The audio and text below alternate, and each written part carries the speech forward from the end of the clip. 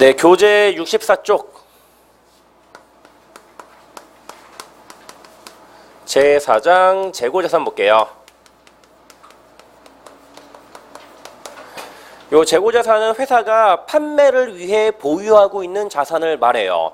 우리 학원에도 재고자산 있나요, 없나요?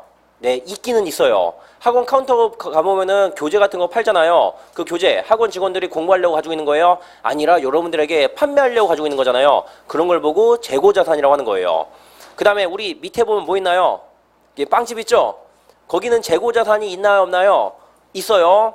거기서 만들어낸 빵, 그 빵집 주인이 자기가 먹으려고 빵 만든 거예요? 아니라 팔려고 만든 거잖아요. 그런 것들도 싹 다 빵집의 재고자산이 되는 거예요.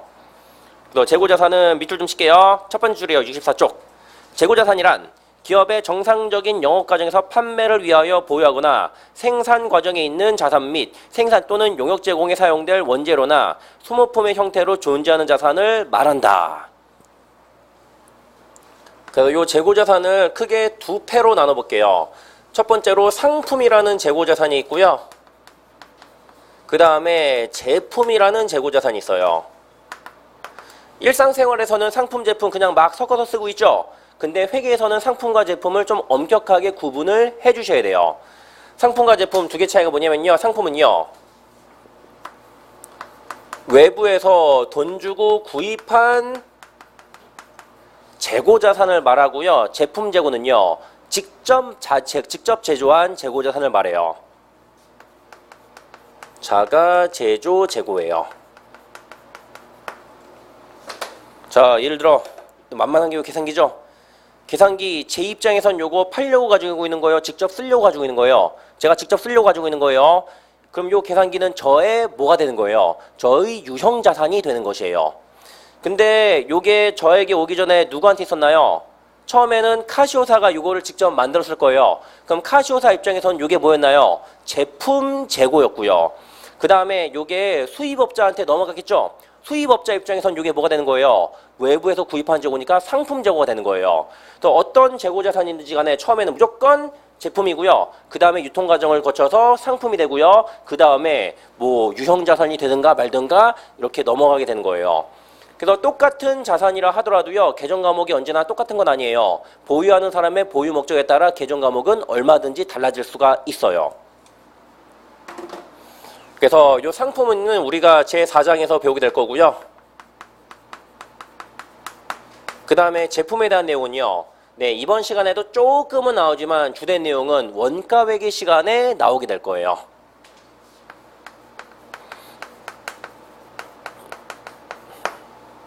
네, 우리 6월달부터 원가회계 들어가게 되죠. 네, 1월마다 하게 될 것 같은데 그때 요거 자세하게 다뤄볼게요. 네, 그러면은 표 4-1번 볼게요. 상품의 원가흐름인데요. 네, 재고자산은요, 요 그림만 잘 그리면 끝이에요. 보여드릴게요. 기초 상품이 얼마 있고요. 단기 중에 추가로 상품을 매입을 해올 거예요. 자, 예를 들어 기초에 있었던 상품이 1,000원어치라고 치고요. 단기에 매입한 상품이 10,000원이라고 쳐요. 그럼 총 원가 기준으로 얼마어치의 물건을 팔 수 있는 거예요? 11,000원의 물건을 팔 수가 있는 거예요. 근데 완판이라는 게 쉬워야 안 쉬워요? 이게 완판이라는 게 되게 어려워요. 재고자산 만들어 놓고 다 팔리라는 보장이 없어요. 저도 출판사에서 제 책을 막 한 몇백 권 쌓아놨겠죠? 다 팔리나요, 안 팔리나요? 네, 안 팔릴 수도 있어요. 그래서 먼저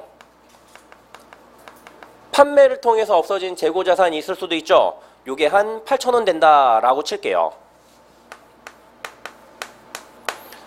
그 다음에 어떤 경우도 있냐면은 판매 이외 사유로 재고자산이 감소할 수도 있어요. 가장 대표적인 것이 재고자산의 감모예요. 뭐 감모도 나중에 배울 거예요. 네, 어저께 장난감 가게 갔었거든요. 우리 아들 데리고. 근데 장난감 가게 보니까 아주 충격적인 상황이 벌어지더라고요. 어저께 본 건데 이렇게 닭처럼 생겨가지고 이거 누르면은 삑삑 소리 나는 장난감이 있어요. 근데 제가 한번 눌러보니까 삑삑 소리가 안 나는 장난감들이 꽤 있더라고요. 뭐예요? 저 같은 인간들이 하도 눌러보니까 얘네들이 망가지는 거예요. 그럼 요거 정상적으로 판매가 가능한가요? 불가능한가요? 불가능하고 이거 다 폐기 처분해야 되는 거죠. 이런 걸 보고 재고자산의 감모다라고 얘기를 해요. 그래서 감모로 없어진 재고자산이 1,000원이라고 쳐요. 그러면은 기말 현재 남아있는 재고자산은 얼마가 되는 거예요? 전체 11,000원이 있었는데 9,000원을 팔렸던 그냥 생으로 날려먹었으니까 남아있는 거는 2,000원이 될 거예요. 요게 가장 기본적인 틀이고요. 여기다가 살을 조금만 붙여주시면은 간평일차 재고자산 문제를 거의 다 풀 수 있게 될 거예요. 요게 제일 기본이니까 요것만 잘 기억하시면 돼요. 그 다음에 양가로 이번에 재고자산의 취득원가 볼게요.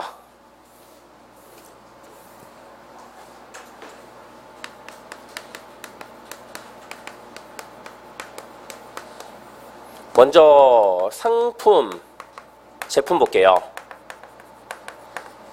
먼저 상품 볼게요. 요 상품의 취득원가는요. 네, 동그라미 1번 볼게요. 매입 가격에 기타 취득 부대 비용을 가산한 금액으로 한다. 그리고 외부로부터 구입하는 재고자산 괄호 열고 상품 원재료 돼 있죠. 일단 오늘은 상품만 공부하면 되고요. 원재료는 어디서 배울까요? 이거는 원가 회계 시간에 배우는 거니까 일단은 요거는 접어두고 지나갈게요. 그래서 상품의 취득원가는 구입 비용 플러스 취득 부대 비용 이렇게 된다라고 보시면 돼요. 요 취득 부대 비용은 취득 과정에서 불가피하게 발생하는 지출을 말해요. 자, 제가 요 계산기를 오프라인 매장에서 산 게 아니라 온라인 매장으로 샀어요. 일단은 G마켓 들어가서 최저가 검색해봐야 되는 거죠. 최저가 찾아보니까 27,000원 나와요. 근데 딱 27,000원 있으면 제가 이 계산기를 받을 수가 있는 건가요? 아니지요. 일단 27,000원에 배송비 2,500원을 추가로 부담을 해야 돼요. 그래서 이 27,000원이 구입 비용이 되는 것이고요.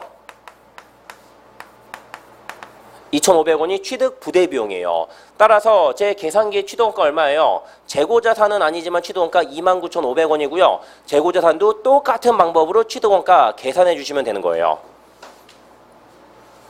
그래서 상품에서는 요 취득 부대 비용에 어떤 것들이 포함되고 어떤 것들은 포함되지 아니하는가 요거 달달달달 외우면 되는 거예요. 외우는 게 아니라 OX만 가릴 줄 알면 되는 것이에요. 그 다음에 동그라미 2번에 자가 제조 재고라고 나와 있죠. 요거는 오늘 이해 못 하실 거예요. 이거는 원가 회계를 배워야지 이해가 되는 거니까 밑줄과 필기만 해놓고 지나갈 거예요. 먼저 첫 번째 줄이요. 자가 제조하는 재고자산의 취득원가는 원재료의 매입원가와 전환원가의 합계로 한다. 이렇게 밑줄 쳐두시고요. 그 다음에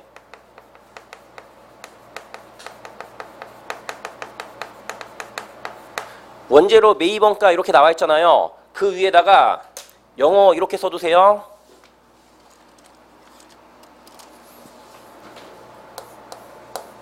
DM 이렇게만 좀 써놓으세요. 요 DM은 원가 회계 시간에 매우 자주 나오는 약자 중에 하나예요. 그래서 오늘 DM에 대해서 설명드리는 거는 시간 낭비가 많이 심하고요. 이건 어차피 나중에 원가 회계 시간에 알게 되는 거니까 이렇게만 필기하고 지나갈게요. 뭔지 설명 안 드릴 거예요. 그 다음에 전환 원가라고 나와 있죠. 전환 원가 위에다가는요. DL 더하기 OH 이렇게 써두세요. 요거는 원가 회계를 배우고 다시 보면은 아, 그 소리구나 하고 넘어갈 수가 있고요. 오늘은요. 제가 아무리 설명드려도 이해하기가 쉽지 않을 거예요. 그 다음에 맨 밑에 두 줄 밑줄 칠게요. 고정 제조 간접 원가는 생산 설비의 정상 조업도에 기초하여 전환 원가를 배부하는 것을 원칙으로 한다. 근데 요 말 뭔 소리인지 하나도 모르겠죠? 아, 모르는 게 당연한 거예요. 이거는 원가 회계를 배워야지 이해가 되는 거니까 오늘은 밑줄만 칠 거예요. 다만 실제 조업도가 정상 조업도와 유사한 경우에는 실제 조업도를 사용할 수 있다. 요거는 그냥 밑줄만 치고요. 나중에 자세하게 알려드릴게요. 그 다음에 넘어갈게요.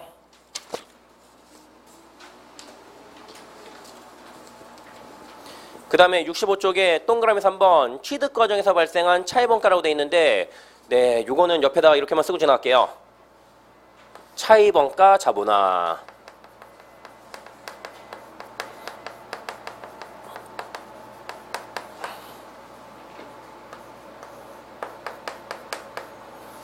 그래서 이것도 뒤에 나오는 차입원가 자본화라는 챕터가 있거든요. 그걸 배워야 이해가 되는 거니까 차입원가 자본화 이렇게만 적어놓고 지나갈게요.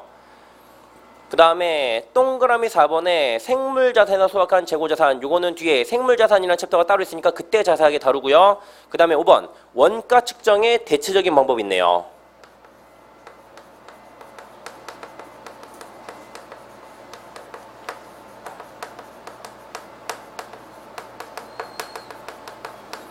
요 원가 측정의 대체적인 방법은요, 원가를 제대로 구하는 것을 말하는 게 아니라 좀 실무상 편의에 따라서 원가를 대충 구하는 기법들을 말하는 거예요.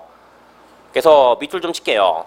표준원가법이나 소매제고법 등의 방법으로 측정한 재고자산의 원가는 실제 원가와 유사한 경우 사용이 가능하다.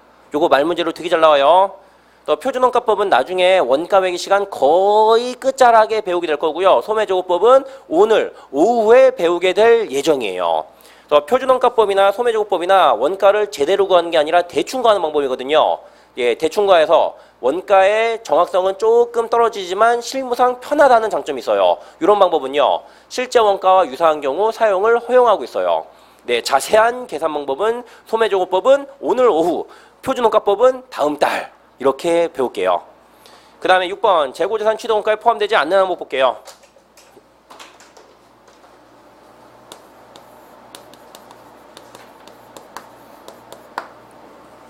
예, 포함되지 않는 거 4가지를 현행 국제회계에서 제시하고 있는데요. 이런 거 달달달 외울 필요는 전혀 없으시고 OX만 가리면 돼요. 1번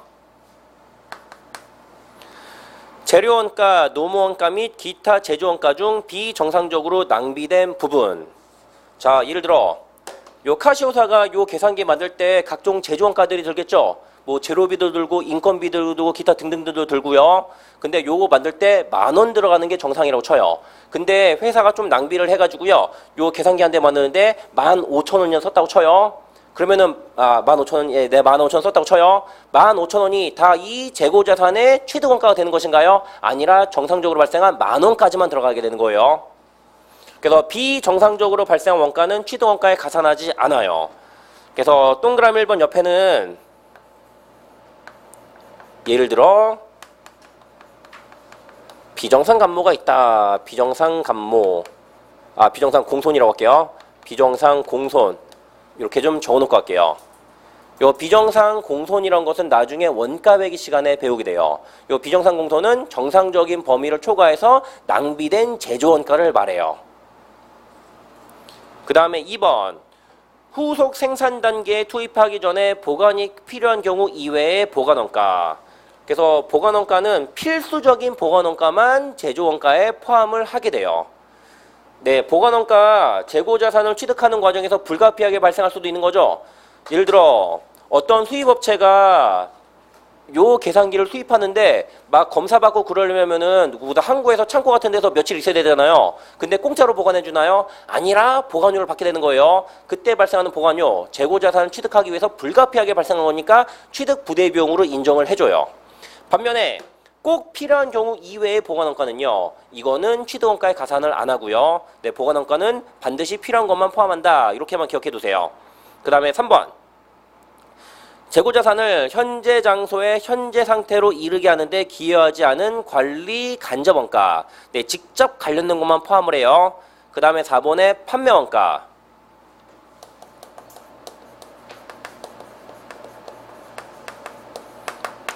이거는 예를 들어서 판매자가 배송비를 부담할 수도 있는 거죠. 이런 걸 생각하시면 돼요.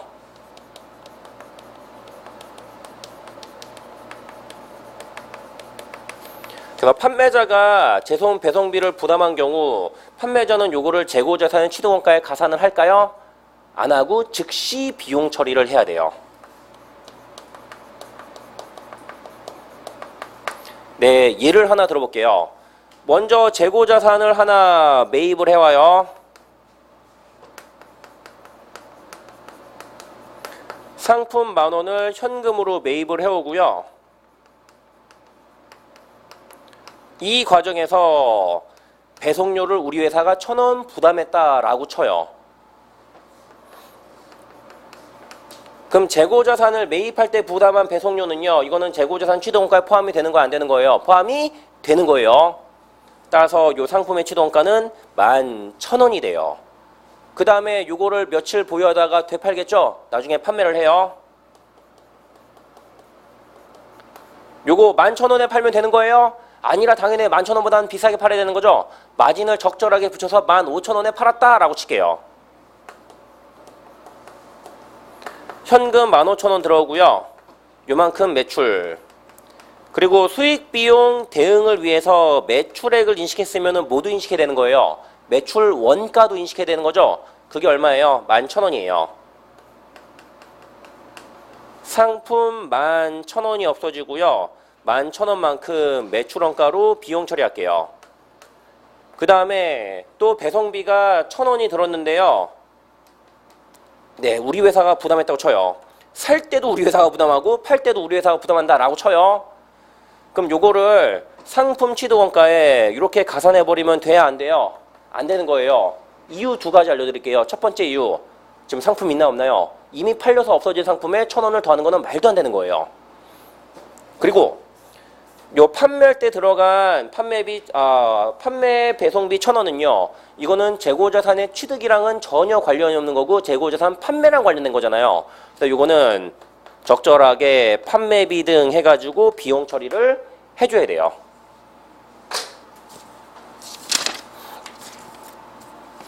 그 다음에 넘어가셔가지고요. 66쪽의 제2절 기말 재고자산에 포함될 항목 볼게요.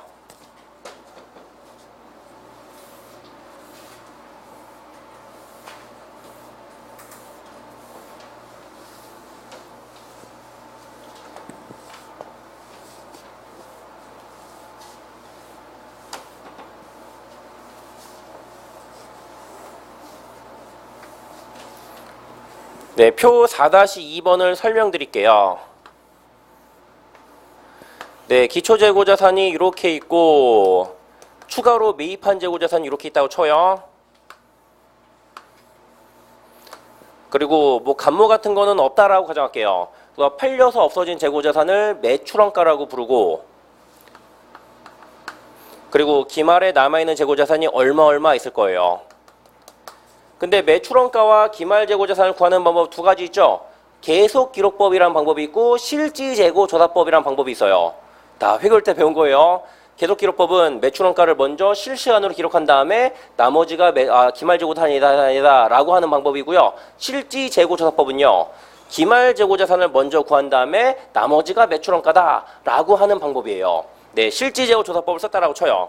그러면은 창고 실사를 해야 되는데 네, 제가 대충 예를 들어볼게요. 기초재고자산이 100원이고요. 단기 매입한 게 500원이고요. 창고에 실사 보니까 창고에 50원이 있는 거예요. 근데 요것만 우리 회사의 재고자산이라고 얘기할 수가 있는 거예요? 아니라 요것 말고도 창고 밖에 우리 회사 재고자산이 얼마든지 있을 수가 있어요. 네, 예를 들어서 배송 중인 상품이 있어요. 제가 주문해서 결제까지 끝난 상품이 있다고 쳐요. 근데 요게 택배로 지금 오고 있는 중이에요. 요거 제 거예요? 제 거 아니에요? 네, 경우에 따라서 다를 수가 있지만 일반적으로 제 거에 포함이 되는 거예요. 요게 20원 있다고 쳐요. 그러면은 기말재고자산은 70원 이렇게 계산을 해주셔야 되는 거예요. 그래서 기말재고자산 70원 넣어주시면은 매출원가는 530원. 이런 유형의 문제도 가끔 가다가 시험에 나오게 돼요. 그래서 우리가 지금 할 건 뭐냐면은 창고 밖에 있는 우리 회사의 재고자산 어떤 것들이 포함될 수가 있는가 요걸 한번 알아볼 거예요. 첫 번째로 미착 상품이 볼게요.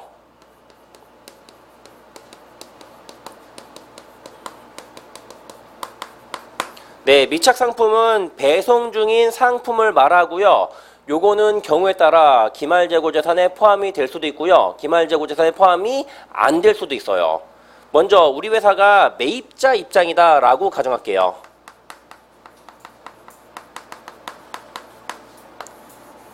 네, 이렇게 우리나라고 이렇게 미국이에요. 그리고 미국에서 물건을 수입을 했는데 그 수입한 재고자산이 지금 태평양 한가운데 있는 거예요. 요거 우리 회사 거예요? 아니에요? 이거는 그때그때 달라요. 요 재고자산을 선적지 인도 조건으로 계약해서 매입할 수도 있고요. 선적지 위죠. 도착지 인도 조건으로 매입할 수도 있어요. 그래서 만약에 선적지 인도 조건으로 매입했으면요, 네, 미국에서 배에 싣는 순간 우리 회사가 산 걸로 치는 거예요. 그럼 요거는 우리 회사 재고에 아니에요. 이미 우리 회사 거 맞아요. 그래서 기말 재고에 가산해서 조정을 해야 돼요. 그리고 만약에 도착지 인도 조건으로 계획했으면요, 요거는요, 우리나라에 도착해야지 우리 회사가 산 걸로 치는 거예요. 이거 우리 거예요? 아직은 미국 아저씨 거예요? 그거 미국 아저씨 거죠? 만약에 도착지 인도 조건으로 계획했으면 우리 거 아니에요. 그러면은 조정할 게 없어요.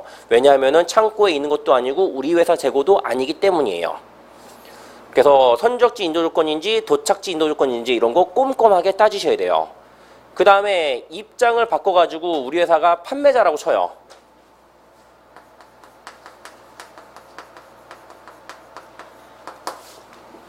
여기가 우리나라, 여기가 인도예요. 우리 회사가 인도에 물건을 수출했고요. 그리고 요 수출한 물건은요, 인도양 한가운데 있다라고 쳐요. 이거 우리 회사 재고에 아니에요. 이것도 그때 조건에 따라 달라요. 자, 우리 회사가 선적지 인도 조건으로 팔아먹을 수도 있는 거죠. 그러면은 선적지에서 우리 회사가 인도 아저씨한테 물건을 판 걸로 치는 거예요. 이미 팔린 거니까 우리 회사 재고가 아닌 게 되는 거예요. 만약에 도착지 인도 조건으로 팔았다고 쳐요. 그러면은 뭐예요? 네, 인도에 도착해야지 물건을 파는 걸로 보는 거고 아직은 우리 회사의 재고 자산이에요.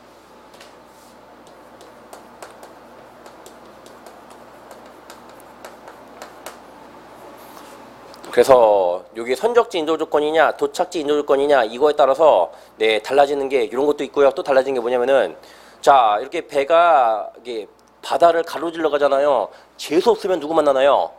해적을 만나게 되는 거죠. 요즘 세상에 해적 있어요? 요즘 세상에 해적 많아요. 소말리아 같은 데 지나가려면요. 그러면은 뭐 해야 돼요? 이게 보험 들어내야 되는 거잖아요. 만약에 우리 회사가 선적지 인도 조건을 매입했어요. 보험 누가 가입해야 되는 거예요? 우리 회사가 가입하는 거예요. 만약에 도착지 인도 조건으로 매입해요. 보험 우리 회사가 가입하는 거예요? 아니에요. 이거 날려먹으면은 미국 회사가 손해고 다시 보내야 되는 거예요. 그럼 미국 아저씨가 보험에 가입해야 되는 거예요. 네, 이런 것들도 고려를 해야 돼요. 그래서 미착 상품 같은 경우는 우리 회사가 매입자 입장인지 판매자 입장인지, 그리고 도착지 조건으로 거래했는지 선적지 인도 조건으로 거래했는지 꼼꼼하게 따지셔야 돼요. 그리고 충격적인 얘기 하나 해드릴게요. 네, 산업인력관리공단이 문제를 내는데 그 인간들이 문제를 제대로 내나요? 아니라 쓰레기 같은 문제를 내요. 제가 대충만 훑어봐도요, 한 두세 개 정도는 쓰레기 같은 문제들이 섞여 있어요. 예를 들어 여기서도 몇 해 전에 쓰레기 같은 문제가 나왔어요. 네, 기말 재고 자산에 포함될 항목을 물어봤는데 선적지 인도 조건에 재고 자산이 있대요. 그러면은 기말 재고 자산에 포함이 되는 거야, 안 되는 거예요? 이거는 모르는 거죠. 왜 몰라요? 우리가 매입한 건지 판매한 건지 안 나왔잖아요. 그딴 거를 시험에 냈어요. 근데 제가 당연히 이의제기 했겠죠. 하지만 결과는 실패. 니네들이 알아서 내 출제자가 내가 매입자인지 판매자인지 알아서 판단 내려라 라고 하는 거예요. 와, 그 문제 낸 인간들 진짜 쓰레기야, 쓰레기. 그리고 이것뿐만 아니라 산업인력관리공단이 쓰레기 같은 문제를 되게 많이 내요. 근데 여러분들, 제가 하고 싶은 말 뭐냐면은 이런 게 나왔어요. 이 판매자인지 매입자인지 안 나와요. 그러면 요거 한 10분 동안 고민하고 앉아있으면 되는 거 안 되는 거예요? 절대로 안 돼요. 어떻게 해야 돼요? 둘 중에 하나 아무거나 빠르게 찍고 다음 문제로 넘어가셔야 돼요. 그래서 여러분들이 한 이상한 문제 때문에 한 5분 잡아먹었다고 쳐요. 근데 복수 정답해서 이의제기가 될 수는 있지만 여러분들이 날려먹은 시간 5분에 대해서는 누가 보상해줘요, 안 해줘요? 아무도 보상해주지 않아요. 그리고 또 여러분들이 이의제기가 안 돼서 억울하게 떨어졌다고 쳐요. 막 소송하고 그러면 돼야 안 돼요? 아, 그런 거 하지 마세요. 네, 가끔 가다가 자기가 억울하게 떨어져서 소송한다고 저한테 의견서 써달라고 하시는 분들도 있거든요. 제가 그런 거 써드릴까 안 써드릴까요? 네, 당연히 써드리지 않아요. 왜냐하면은 저는 강의에 대한 AS까지는 해주지만 소송에 휘말려 있는 거는요, 저는 절대 그런 거 안 해요.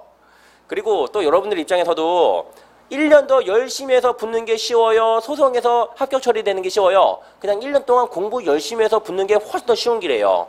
그래서 괜히 분한 마음에 쉬운 길을 냅두고 괜히 어려운 길로 돌아가는 우를 범하시면은 절대로 안 되는 거라는 점 강조하고 지나갈게요.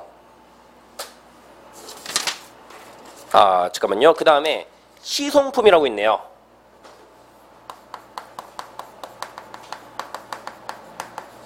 요 시송품은 홈쇼핑 회사에서 많이 쓰는 판매 기법이에요.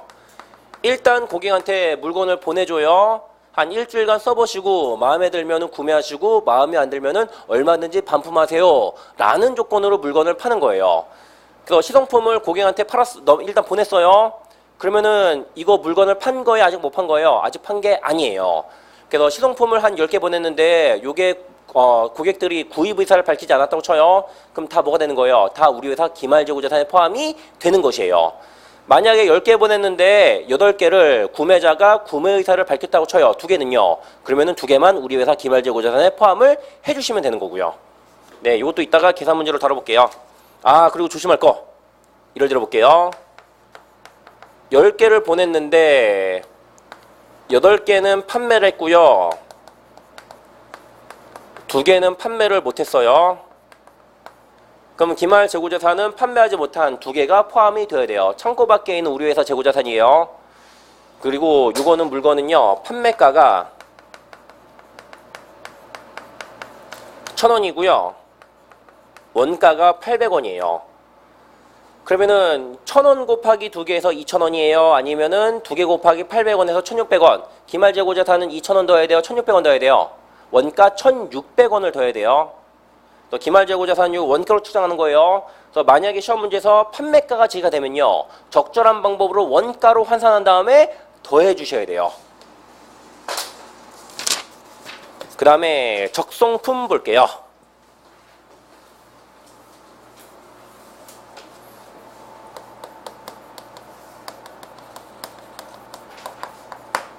네, 적성품은 위탁 판매라는 거에서 나오는데요. 위탁 판매에 대한 자세한 내용은 수익인식이라는 챕터에서 또 나오게 돼요. 그래서 위탁 판매가 무엇인지 간략하게만 보여드릴게요. 먼저 여기 위탁자가 있고요. 수탁자가 있고 고객이 있어요. 예를 들어 위탁자는 무슨 우유 회사 본사라고 쳐요. 무슨 유업. 근데 요 위탁자가 집집마다 우유를 팔고 싶잖아요. 근데 본사에서 집집마다 우유를 배달해 주는 거 가능해요? 불가능해요? 이게 불가능하죠? 중간에 누구 껴야 되는 거예요? 중간에 대리점을 껴야 돼요. 그래서 본사가 위탁자고 대리점은 수탁자다라고 보시면 돼요. 그래서 위탁자가 수탁자에게 물건을 보내죠. 네, 우유를 보내요. 이러한 행위를 적성이라 이렇게 불러요. 그 다음에 수탁자는요, 요 대리점이요, 집집마다 우유를 팔게 돼요. 요때 판매 행위가 일어나게 되는 것이에요.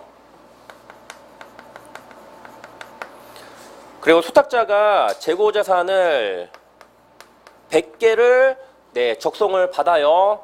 그 중에서 80개는 판매를 했고요. 20개는요, 판매를 못했다고 쳐요. 그럼 남아있는 우유 20개는요, 뭐 하면 되는 거예요? 위탁자에게 반품을 하면 되는 거예요. 몇 해 전에 요거랑 관련해서 크게 사회적인 문제가 된 적이 하나 있어요. 뭐냐면은 다 불매운동 났던 거 기억날 거예요. 수탁자가 못 판 우유가 있겠죠. 당연히 위탁자가 반품을 받아줘야 돼요. 그래서 수탁자가 위탁자한테 전화했더니 위탁자가 수탁자한테 이러는 거예요. 네가 못 판 건 네가 알아서 처먹던가 이렇게 얘기했대요. 위탁자는 그 회사 직원 중에 하나인 모든 대리급 되는 직원이었고요. 이 수탁자는요, 대리점 사장인데 나이가 지긋하신 분이에요. 쌍욕을 하면서 우유를 다 먹으라 라고 해가지고 국민들의 공분을 산 적이 있어요. 하지만 지금은 사람들이 다 까먹은 것 같고요.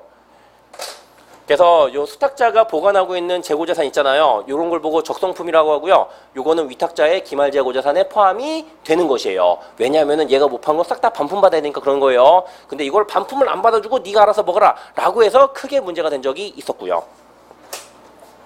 그래서 이런 걸 적성품이라고 하고요. 요거는 위탁자 기말재고에 포함이에요. 자, 이것도 적성품. 판매가를 포함해야 되나요? 아니면은 원가를 포함해야 되나요? 원가를 포함해야 돼요. 만약에 판매가가 지시가 되면은 적절하게 원가로 환산해서 가산해 주셔야 돼요. 그래서 적성품에 대한 자세한 내용은 나중에 수인 시스템에서 더 다루고요. 일단 오늘은요. 요 적성품이란 것은 위탁자의 기말재고자산에 포함된다. 이렇게만 기억할게요. 그 다음에 저당 상품 볼게요.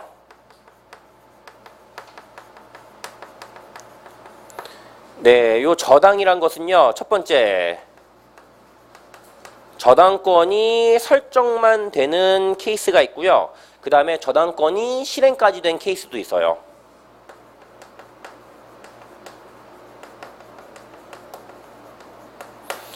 저당권이 설정된 게 뭐냐면요. 우리 회사가 돈을 빌려야 되는데 은행에서 담보 요구하는 거죠. 담보로 재고자산을 맡긴 거다라고 보시면 돼요.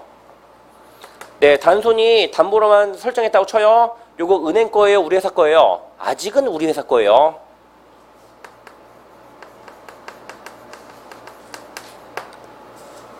그 다음에 저당권 실행은 뭐예요? 우리 회사가 만약에 돈을 못 갚으면은 은행에서 사람 보내서 그 재고자산에 빨간 딱지 붙이겠죠? 자, 여러분들 드라마 같은 데서 자주 나오는 거잖아요. 회장님 집이 망했는데 넥타이 맨 사람들이 우르르 달려와서 빨간 딱지를 에어컨, 가구 이런 데 막 붙이죠? 그런 걸 보고 저당권이 실행됐다라고 하는 거예요. 그 딱지 때문에 되는 거 안 되는 거예요? 아우, 큰일 나요. 그래서 저당권이 만약에 실행되면요. 이 저당된 물건의 소유권이 은행 쪽으로 넘어가야 되는 거예요. 따라서 회사 재고에는 포함이 안 되는 것이고요. 그래서 이 저당 상품 같은 경우는 저당권이 단순히 설정만 되었는지 아니면 저당권이 실행까지 되었는지 이런 거를 확인해 보셔야 돼요. 그러면은 예제 4-1번 풀어볼게요.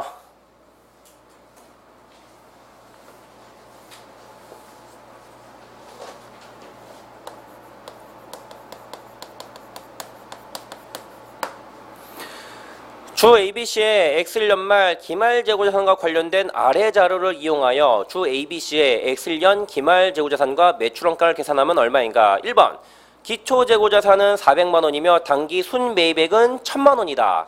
만약에 총 매입이 1100만원에 순매입이 1000만원 이렇게 나왔다고 쳐요. 계산 문제 풀 때는 무조건 뭐예요? 무조건 순매입 가지고 푸는 거예요. 그래서 1번 보는 순간 연습장에다가 여러분들은 크게 네모를 그리고 있어야 돼요. 그래서 기초재고자산이 400만원,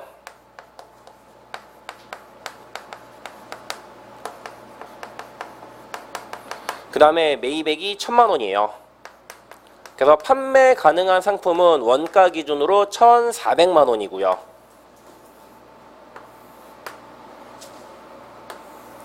그 다음에 2번 볼게요. X년말 주 ABC 창고에 보관 중인 기말 재고자산 실사액이 500만원이래요. 근데 요것 말고도 우리 회사 기말 재고자산에 포함된 항목이 몇 개 더 있을 수도 있어요. 첫 번째, 3번. 타 회사로 위탁하여 발송한 상품 중 아직 판매되지 않은 상품의 판매가 150만원. 이런 걸 보고 뭐라고 불러요? 적성품이라고 불러요. 그래서 적성한 물건 중에 아직 안 팔린 거는 우리 회사 기말 재고자산에 포함이에요. 근데 여기다가 150만원 하면 되는 거예요? 안 되는 거예요? 안 되는 거죠? 왜 틀린 거예요?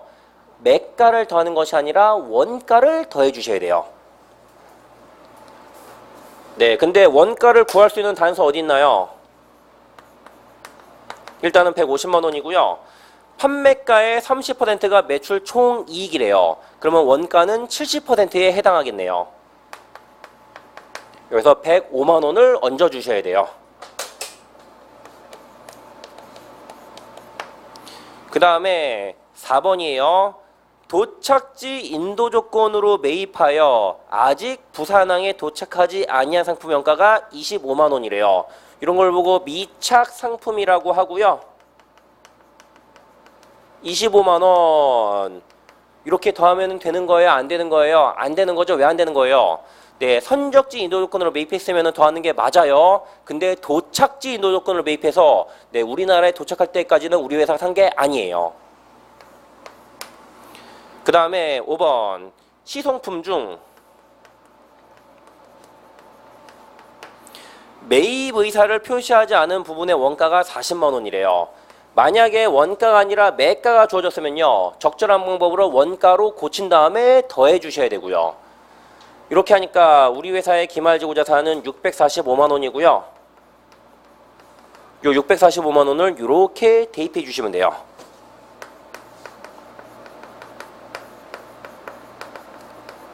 그 다음에 나머지가 뭐가 되는 거예요? 판매된 재고자산의 원가, 매출원가예요. 그래서 매출원가를 계산해 보시면 나머지 755만 원이 되겠네요. 이 정도 문제 실수 안 하고 풀 자신 있나요? 네, 있으셔야 돼요. 이 정도가 간평 1차 기준으로 한 중간 정도 되는 난이도의 문제다라고 보시면 돼요. 그래서 이 정도까지만 실수 안 하고 반타작만 하셔도 여러분들 60점은 그냥 껌으로 먹는 거예요. 그래서 다시 한번 강조드리는데 남들이 안 보는 어려운 거 봐서 시험에 붙을 생각하시면 절대로 안 돼요. 남들이 두세 번 볼 때 네다섯 번 보면요. 분명히 이런 데서 하나 정도 삐끗하거든요. 여기다가 이거 150만 원 더하는 사람들 은근 많아요. 근데 몰라서 150도 하는 거예요? 아니라 실수하는 거예요. 그래서 두세 번씩 봐서는 이거 실수를 남발하게 되거든요. 한 네다섯 번 정도는 봐주셔야 실수 안 해요. 그래서 남들이 두세 번 쉬운 거 보고 어려운 거 보는 시간에 우리는 쉬운 거 네다섯 번 보면요. 우리가 시험에 붙게 되는 거예요. 근데 이거는 1차만 해당되는 건가요? 아니라 2차도 해당되는 거예요. 네, 참고로 저는 회계사 1차를요. 몇 년 만에 붙었을까요? 1년 만에 붙었어요. 그것도 그냥 아슬아슬하게 붙는 게 아니라 커트가 60인데 1차 74, 2차 71 초고득점으로 붙은 사람이에요. 1년 만에. 근데 아쉬운 게 뭐냐면은 세법이라는 과목이 있는데 그게 되게 어려워요. 근데 저랑 같이 공부하는 형들이 있었는데 저까지 5명이에요. 근데 5명 중에 4명은요. 한 100명에 1명 나온다는 1년 만에 동차 합격을 했고요. 오, 대단하죠? 그 다음에 1명은요. 유예해가지고요. 2년 만에 붙었어요. 또 이 형들이 워낙에 실력이 좋다 보니까 굉장히 어려운 세법 문제를 어디서 구했는지 구해서 풀고 있더라고요. 아, 저도 이 형들이랑 어울리다 보니까 같이 풀게 되었어요. 근데 이거 풀고 있다 보니까 문제가 뭐예요? 기본서에 있는 쉬운 내용을 제가 미처 반복해서 못 보게 되었어요. 그래서 이 상태로 시험장 가니까 어려운 문제는 뭐 대충 아는 것도 나오더라고요. 근데 굉장히 쉬운 문제도 거저먹는 걸로 나오거든요. 회계사 2차도요. 근데 그게 막 기억이 안 나는 거예요. 이거 분명히 기본서에 있었던 아주 쉬운 예제였는데 이거 어떻게 푸는지 기억이 안 나네? 라고 하면서 그런 문제를 몇 개 날려먹었어요. 네, 그게 저의 가장 큰 실수가 아니었나 해요. 만약에 제가 시험 떨어졌으면 다 그것 때문이었을 거예요. 하지만 다행히도 붙었고요. 그래서 강조하는 건데 1차든 2차든 지엽적인 걸로 승부를 생각하지 마시고요. 일단 쉬운 거부터 착실하게 공략하시고 지엽적인 내용은 언제 보시면 되는 거예요? 수석 합격이 탐나면 그때 그거 보면 되는 거예요. 근데 2차는 수석이 있지만 1차는 수석이 있나요? 없나요? 뭐 1차 수석이 뭐 있으려면 있을 수도 있지만 의미 있나요? 없나요? 전혀 없는 거죠. 그러니까 여러분들은 제가 딱 세팅해 드리는 범위까지만 공부를 반복해서 보시면 돼요. 아, 그리고 미리 말씀드리는 건데 제가 강의한 내용이 100이라고 쳐요. 네, 여러분들은 요 100을 다 시험장에 가지고 가셔야 시험에 붙는 건가요? 네, 절대로 아니에요. 저의 추천은요. 자, 황윤아가 강의한 부분 100이라고 치면요. 이 중에서 여러분들이 한 10에서 15 정도는 버리고 가서 90에서 85 정도만 공부하시면 돼요. 근데 이거는 뭐 버리면 되는 거예요? 제가 미리 뭐 버리다 라고 말씀드릴 수가 있나요? 아니에요. 뭐 버리면 되냐면은 사람마다 다 그 입맛 같은 게 다르잖아요. 어떤 챕터 A라는 사람한테는 좀 쉽게 느껴지지만 B라는 사람한테는 어렵게 느껴질 수도 있는 거죠. 그래서 요거는 본인이 하기 싫은 거를 버리시면 되는 거예요. 근데 미리 버리시면 돼요? 안 돼요? 안 되고요. 일단 강의를 다 들어보시고 나중에 한 가을쯤에 요거 판단 내리시면 되는 거예요. 일단 객관식 들을 때까지는 일단 다 가져가시고요. 객관식 강의가 끝내면은 그때 버릴 거를 추려내시면 되는 건데 제가 강의하는 범위에 한 10% 정도 버리는 게 딱 적당하지 않는가 해요. 그리고 15% 넘어가면요. 그 좀 위험하니까 15% 이상은 버리시면 조금 위험하니까 요거 참고해 두셔서 적절하게 세팅해 주시기를 부탁드릴게요. 네, 그 다음에 69쪽에 제3절 매출원가의 기록방법과 원가 흐름의 가정이 있는데 요거에다가는 우리 점심시간이 크게 부족해질 것 같으니까 일단은 여기까지만 할게요. 그리고 2시부터 오후 강의할 거니까 참고해 두시고요. 네, 식사하시고 이따가 오후에 뵙도록 할게요. 감사합니다.